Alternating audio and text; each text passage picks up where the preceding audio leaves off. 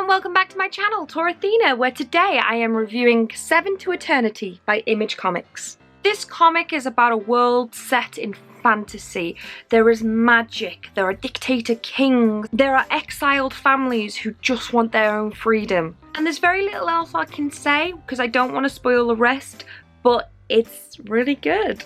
This is written by Remender and drawn by Jerome Opena. The world is very much like ours, but just a little bit fantasy-esque with a hint of magic. Kind of reminds me of a lot of like World of Warcraft with Lord of the Rings and Diablo. The way it's written with realistic humans with a slight fantasy twist, the art is also kind of the same. It's very classic comic style where it's all very realistic, it's very detailed, but then the colours are very mystic and vibrant and magical, and the creatures look very similar but just a little bit more magical.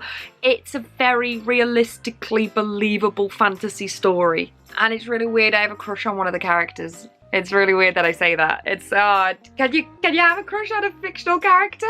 Because I do. I really don't know what else to say about this, because by saying anything else I'm giving away essential points to the plot. And my whole point of my reviews are that they're spoiler free, so I can't really say much else.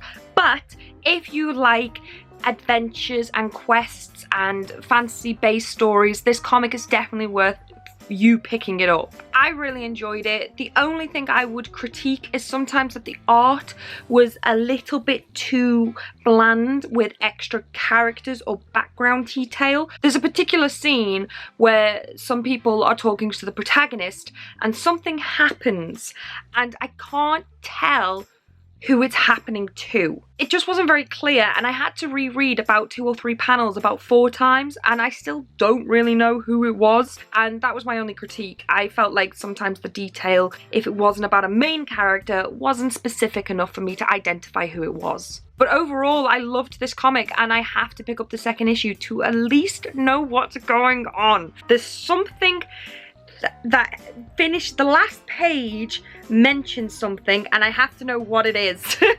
So thank you for watching this comic review. I'm sorry I couldn't say much more about it, but have you read it yet? Spoiler free, but what did you think of it? Comment below because I love talking about comics. And if you haven't already, please subscribe because I do geeky videos every single day. So I'll see you tomorrow. Bye bye.